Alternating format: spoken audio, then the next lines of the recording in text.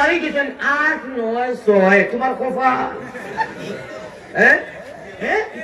আমি সারা জানি আমি ওখান পড়ছি আমি ওখান পড়ছি বাপদাদার নাম নাই ইয়াকতালির নাকি তুমি দয়া ধর্ম করি নবীজির ফেলতে আসি করে তেরাদি রাখে ই গুছা ই শিকম্বা দুই গুছামটা গাও লোক দেখনা জানি কারণ কিটা 1 রাকাত নামাজ পড়িবা 20,000 রাকাত তোর সওয়াব হইব সুবহানাল্লাহ আর 1 রাকাত পড়িবা 1 লাখ পড়বা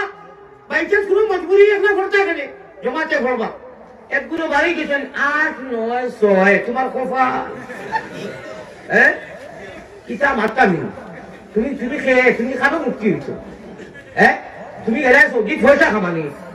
তুমি এলাই রুজি যাইয়া কয়েক কোটি টাকা হয়েছে বলা কথা তুমি মৌলানা হইলে তুমি আমি সারা জানি আমি ওখান পড়ছি আমি ওখান পড়ছি বাপদাদার নাম নাই ইয়াকতালির নাকি তুমি আমরা মুমিন মুসলমান হল সব থেকে বড় দলিল আল্লাহর ঘর নাই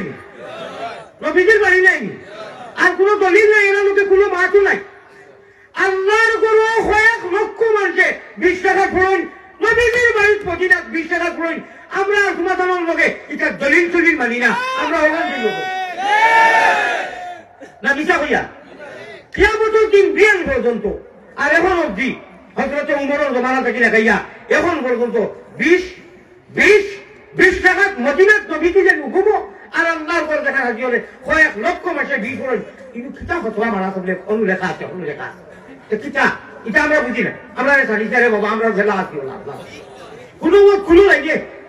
এখন নাকি যদি বেশি হয় 1 পাতা সুবহানাল্লাহ বেশি হয় 1 টাকা নামাজ বেশি হয় তো তোমার কিতা আইছে দেশে তোমার কিতা